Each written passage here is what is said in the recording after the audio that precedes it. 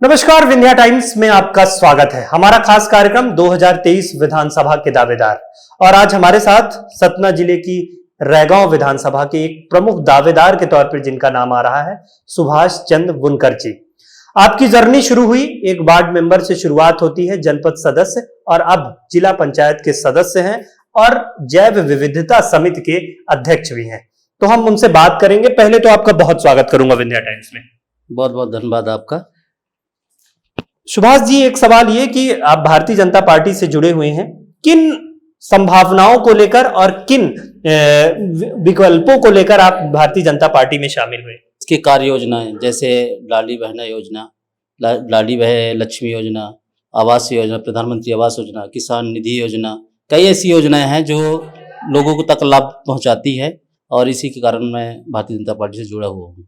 रैगांव विधानसभा की अगर बात करें, वहां पे कांग्रेस पार्टी पिछले उपचुनाव में जीत हासिल की, भारतीय जनता पार्टी हार गई चुनाव। ये कार्यकाल जो हुआ कांग्रेस पार्टी के एक बतौर विधायक कल्पना वर्मा ने जो कार्यकाल रहा, क्या मानते हैं किस तरह के विकास कार्य हुए? कल्पना वर्मा ने कोई ऐसा विकास कार्य नहीं किया है कि ऐसा क्षेत्र में दिखे, क्योंकि उसके कांग्रेस वालों को ऐसा कोई कार्य ही नहीं दिख रहा कि अपने क्षेत्र में कि उनका कार्य अच्छा दिखे। हमारी भारतीय जनता पार्टी जो उपचुनाव में ऐसा घोषणा कर गए हमारे माननीय मुख्यमंत्री जी, जैसे हमारे यहाँ सभी स्टेशन, कॉलेज, थाना, सभी जितनी घोषणा हुई उपचुनाव में सभी के पूर्ण कर दिए हैं हमारे शिवराज सिंह चौहान जी ने। भारतीय जनता पार्टी तमाम योजनाओं की बात करती है, कांग्रेस पार्टी भी उन योजनाओं के विपक्ष में कई योजनाएं शुरू की। अगर मुख्य रूप से बात करें लाडली बहना योजना, कांग्रेस ने शुरू किया नारी सम्मान योजना, लेकिन क्षेत्र में जो इम्पैक्ट देखते हैं, किस योजना का इम्पैक्ट ज्यादा मिल रहा है? देखिए, लाडली बहना के जैसे कांग्रेस वाले ने बोले कि अपन नारी सम्मान 1500 रुपए देंगे, मगर देखिए उनका कहना ही झूठ रहता है। जैसे पिछली बार कमलनाथ जी ने बोले थे कि हम कर्ज माफ कर देंगे, आप बताइए कि कहीं आप सुने होंगे कि कहीं कर्ज माफ हुआ हो? तो उनका कहना ही है ऐसा है, और लोगों को अपने और आकर्षित करने के लिए वो ये काम करते रहते हैं मगर कर नहीं पाते हैं। ठीक है सुभाष जी, एक सवाल महत्वपूर्ण सवाल बनता है कि आप जिला पंचायत के वहां से सदस्य चुने गए, वहां से जो पूर्व मंत्री थे जुगल किशोर बागरी, उनके बेटों को आपने चुनाव हराया। ये एक महत्वपूर्ण आपके लिए हुआ, ये कैसे हो पाया, ये आप हमें बताएं। देखिए, जनता का सपोर्ट मिला और जनता का आशीर्वाद मिला। जनता ही मेरे को बन के यहाँ चुन के भेजी है, इसलिए मैं उनको हरा पाया। एक सवाल ये कि जातिगत समीकरण में, क्योंकि लोकतंत्र में जातिगत समीकरणों की बात नहीं होती है, लेकिन अगर बात करें तो जातिगत समीकरण में सुभाष चंद्र बुनकर अपने आप को वहां प्लस कैसे पा रहे हैं? देखिए, हमारी जात की जो हैं मत 9639 वोट है, जिसमें बागरी समाज की 7156 वोटें हैं। इसके कारण अपन मतलब ये माना जाए कि बुनकर जी एक सबल दावेदार के तौर पे हैं। जी जी है? जी जी। ठीक। रैगांव विधानसभा की जब आती है बात, तमाम मुद्दे निकल कर सामने आते हैं। वो प्रमुख तौर पे मुद्दे कौन से मानते हैं जो रैगांव विधानसभा में प्रमुख तौर पे निकल कर सामने आ रहे हैं, और ऐसा लगता है कि अगर एक जनप्रतिनिधि के तौर पर अगर चुने जाते हैं वो विकास कार्य किए जाएंगे? देखिए, रैगांव में जैसे विकास कार्य के लिए बहुत ऐसे हैं कि विकास कार्य किया जा सकता है। अगर जनता हमको चुन के भेजेगी और जनता अगर हमको अपने लायक समझेगी तो उसका विकास किया जाएगा। ठीक है।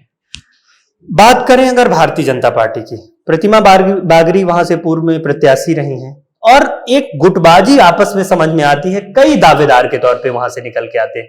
एक चुनौती मानते हैं उन सब दावेदारों के बीच? नहीं, ऐसा कुछ नहीं है। अपने भारतीय जनता पार्टी कोई गुटबाजी ऐसी नहीं है कि गुटबाजी ऐसी है। जिसको भारतीय जनता पार्टी चिन्हित करेगी उसी के साथ अपन लोग साथ में हैं। ठीक है। बीजेपी का इम्पैक्ट क्षेत्र में क्या मानते हैं? क्या मानते हैं कि कौन सी योजनाओं को लेकर जनता के बीच आपका इम्पैक्ट ज्यादा पड़ रहा है? लाडली बहना का, जो हमारे मुख्यमंत्री जी ने लागू किया है, लाडली बहना को, और प्रधानमंत्री आवास योजना का।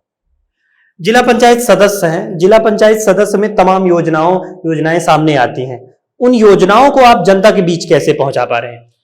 अब अपनी जनता के पास ऐसे पहुंचा रहे हैं, अपन तो एक रथ निकलवाए हैं और रथ के माध्यम से एक एक गांव, एक एक ग्राम पंचायत जाते हैं और उनके एक डायरी बनाए हैं, उनका नाम लिखते हैं, उनका फॉर्म भरवाते हैं और उनका जो कार्य योजना नहीं पाए हुए हैं, जैसे कोई भी योजना नहीं पाए हैं, तो उनको फार्म भरवा के अब उनका लाभ दिलाया जाता है। रैगांव सहित पूरे जिले की अगर बात करें, रैगांव के प्रमुख तौर पे कौन से प्रमुख चीजें आप जनता से कहना चाहेंगे भारतीय जनता पार्टी को लेकर? भारतीय जनता पार्टी, देखिए, भारतीय जनता पार्टी ऐसी पार्टी है जो सर्व समाज को लेकर चलती है और सब समाज को विकास करती है। ऐसी भारतीय जनता पार्टी है और साथ ही हर कार्य विकास कार्य योजना में रहती है। जैसे आप किसी भी देख लीजिए, चाहे रोड देख लीजिए, जल देख लीजिए, चाहे बिजली देख लीजिए, चाहे खाद्यान्न देख लीजिए, कुछ भी देख लीजिए आप।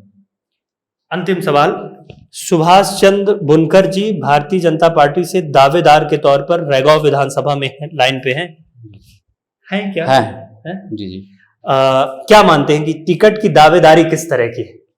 अब टिकट की दावेदारी तो अपन कर रहे हैं, और अगर पार्टी अगर अपन ऊपर अपना दाव खेलती है तो अपन चुनाव लड़ेंगे। ठीक है, तो ये थे हमारे साथ रैगांव से जिला पंचायत के सदस्य हैं और अपने हिस्से की दावेदारी जनता के बीच और पार्टी के बीच कर रहे हैं। स्पष्ट तौर पर कहना है कि अगर पार्टी उम्मीदवार बनाएगी तो जनता के बीच जाएंगे, और अगर चुन के आएंगे, और अगर पार्टी दावेदार के तौर पर सामने नहीं आते हैं तो भारतीय जनता पार्टी के साथ ही रहेंगे। बहुत बहुत धन्यवाद।